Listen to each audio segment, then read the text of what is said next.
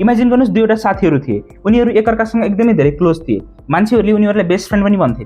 त्यो पहिलो साथीले दिनको 14 देखि 15 घण्टा काम गर्थ्यो, त्यो सेकेन्ड फ्रेन्डले चाहिँ दिनको 7 देखि 8 घण्टा मात्रै काम गर्थ्यो। 5 वर्षपछि त्यो फर्स्ट साथी जसले चाहिँ 14 देखि 15 घण्टा काम गर्थ्यो त्यो मान्छेले एउटा नर्मल कम्पनीमा नर्मल स्टाफ भएर काम गरिरहेको हुन्छ, र अर्को साथी जसले चाहिँ 7 देखि 8 घण्टा मात्रै काम गर्थ्यो ऊ चाहिँ एउटा रेपुटेड कम्पनीको CEO बनेर काम गरिरहेको हुन्छ। वाइ? धेरै काम त पहिलो साथीले गरिरहेको थियो नि, तर पनि आफ्टर त्यो 5 वर्षको ग्यापमा चाहिँ के यस्तो चिज भयो जसले गर्दा चाहिँ त्यो सेकेन्ड फ्रेन्ड जसले चाहिँ 7 देखि 8 घण्टा मात्रै काम गर्थ्यो उसले चाहिँ धेरै ठुलो पैसा कमाइरहेको छ, धेरै ठुलो पोस्टमा काम गरिरहेको छ, उसले रेपुटेड कम्पनीमा काम गरिरहेको छ, र जसले धेरै काम गरिरहेको थियो त्यो 14 देखि 15 घण्टा काम गर्ने साथीले नर्मल कम्पनीमा नर्मल स्टाफ भएर मात्र काम गर्नुपर्नेको छ। सो यसको रिजन के हो त? त्यो फर्स्ट साथी जसले चाहिँ 14 देखि 15 घण्टा काम गर्थ्यो ऊ एकदमै बिजी भएर काम गर्थ्यो, ऊ आफ्नो लाइफ एकदमै बिजी भएर स्पेन्ड गरिरहेको थियो, तर ऊ प्रोडक्टिभ भएर काम गर्न सकिरहेको थिएन। तर त्यस्तै अर्को साथीले एकदमै धेरै कम काम गर्थ्यो, 7 देखि 8 घण्टा मात्र काम गरे पनि ऊ एकदमै राम्रोसँग सोचेर प्लानिङ गरेर राम्रो र इम्पोर्टेन्ट चिजहरूलाई चुज गरेर मात्र आफ्नो लाइफलाई स्पेन्ड गरिरहेको थियो। द्याट इज द रिजन ऊ एकदमै प्रोडक्टिभ फिल भएर काम गर्न सक्थ्यो र उसको काममा प्रोडक्टिभनेस देखिन्थ्यो पनि। अनि यो एसेन्सियलिजम बुकको च्याप्टरले तपाईले प्रोडक्टिभलाई हेर्ने नजरिया नै बदलिदिन्छ। So hi, this is chapter 5 of essentialism book, अनि यो च्याप्टरको नाम हो escape the biggest lie we believe, business is productivity. हामी एउटा यस्तो एजमा बाँचिरहेका छौँ जहाँ फ्री हुनु भनेको अपराध गरे जस्तै हो।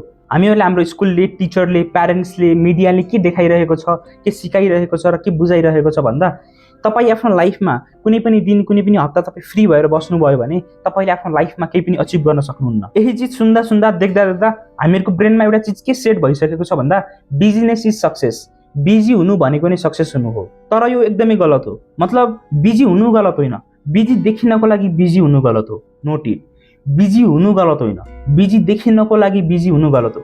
जस्तै आजभोलि मान्छेहरूले गर्छन् नि, आफूलाई बिजी देखाउनको लागि यदि उनीहरूलाई कसैले मेसेज गर्यो, रिप्लाई गर्यो, कमेन्ट गर्यो भने उनीहरूले 15 मिनटपछि, 10 मिनटपछि, 1 घण्टापछि मात्र रिप्लाई दिन्छन्।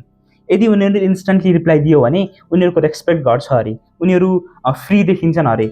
सो उनीहरूले एकदमै पछि आफ्नो मेसेज गरिसकेको टाइम पछि 1 घण्टा, आधा घण्टा पछि मात्र रिप्लाई दिन्छन्। अरे तिम्रो हातमा फोन छ, तिमी फ्री छौ भने सरासर रिप्लाई देऊ न। व्हाट द इज दिस कि बिजी देखिनुपर्छ?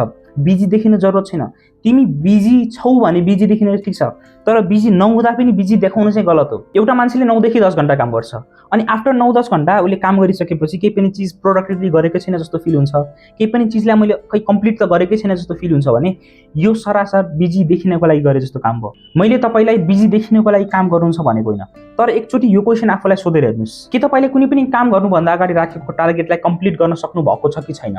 यदि तपाईले आफूले भनेको कामलाई, आफूले राखेको गोललाई कम्प्लिट गर्न सक्नुहुन्छ भने त congratulation, you are doing very well. तर यदि त्यस्तो होइन, तपाईले कम्प्लिट गर्न सक्नु भएको छैन भने चाहिँ तपाईँ बिजी देखिनको लागि काम गर्दै हुनुहुन्छ।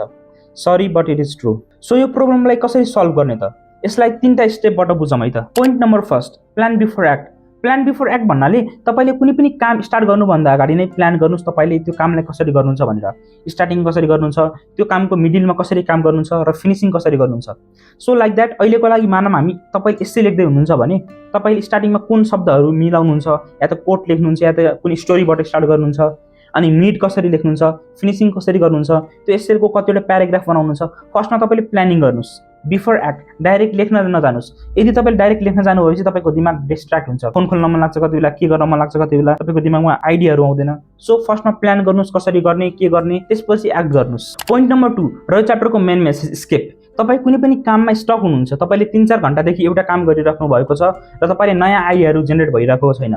सायद तपाईँले एस्से लेख्दै हुनुहुन्छ, तपाईँले पोइट्री लेख्दै हुनुहुन्छ, तपाईँले लोगो डिजाइन गर्दै हुनुहुन्छ, तपाईँले UI UX डिजाइन गर्दै हुनुहुन्छ, या कुनै पनि रिसर्च पेपरमा काम गर्दै हुनुहुन्छ भने तपाईँको दिमागमा नयाँ आइडियाहरू जेनेरेट भइरहेको छैन भने चाहिँ तपाईँले केही मिनटको लागि, केही आवरको लागि ब्रेक लिनुहोस्। तपाईँ वाकमा जान सक्नुहुन्छ, कफी ब्रेक लिन सक्नुहुन्छ, टी ब्रेक लिन सक्नुहुन्छ, अदरवाइज सर्ट न्याप लिन सक्नुहुन्छ। Disconnect your mind from that work. किनभने जब तपाईँले एउटै कामलाई 4-5 घण्टादेखि नन स्टप गर्दै हुनुहुन्छ भने तपाईँको ब्रेन मेन्टल फिक्सेसनमा पुग्छ अनि त्यसपछि तपाईँले रिपिटेड चिजहरू गरेको गर्नुहुन्छ। मैले भनेको चिजहरूलाई प्रुभ गर्नको लागि let me tell you some real facts. तपाईँले बिल गेट्सको बारेमा पक्कै पनि सुन्नुभएको छ होला।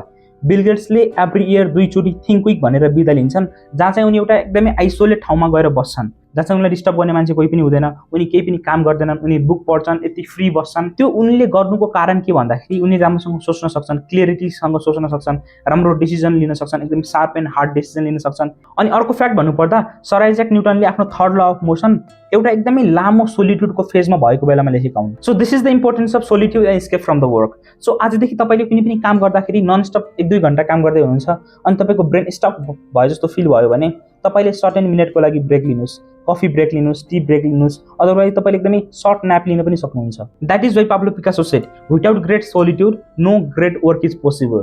Point number 3, create a private space. Private space in sense तपाईँले एउटा यस्तो ठाउँ बनाउनु जहाँ चाहिँ बसेर तपाईँले काम गर्न सक्नुहुन्छ, पढ्न सक्नुहुन्छ, त्यो बाहेक अरू केही पनि गर्नुहुन्न तपाईँले। जस्तै मेरो लागि यो ठाउँ is the private space of mind, जहाँ चाहिँ म बसेर पढ्छु, काम गर्छु, त्यो बाहेक अरू म केही पनि गर्दिनँ। न म खाना खान्छु यहाँ बसेर, न म गेम खेल्छु यहाँ बसेर। मेरो लागि यो प्राइभेट स्पेस हो, म यहाँ पढ्छु मात्र, म काम गर्छु मात्र, म रेकर्ड गर्दैछु, म भिडियो बनाउँछु, नट मोर देन द्याट। यो बाहेक अरू म केही पनि गर्दिनँ ठाउँमा बसेर। So remember this, the world is always moving but the story remembers the people who stop, thought deeply and move in the right direction. So before asking what should I do, ask something more important. Have I given myself enough time to think about it? Because sometimes the most productive thing you can do is absolutely nothing. And yet this is the video. I hope you like it. Please subscribe to this channel and share this video in your circle. Thanks for watching, guys.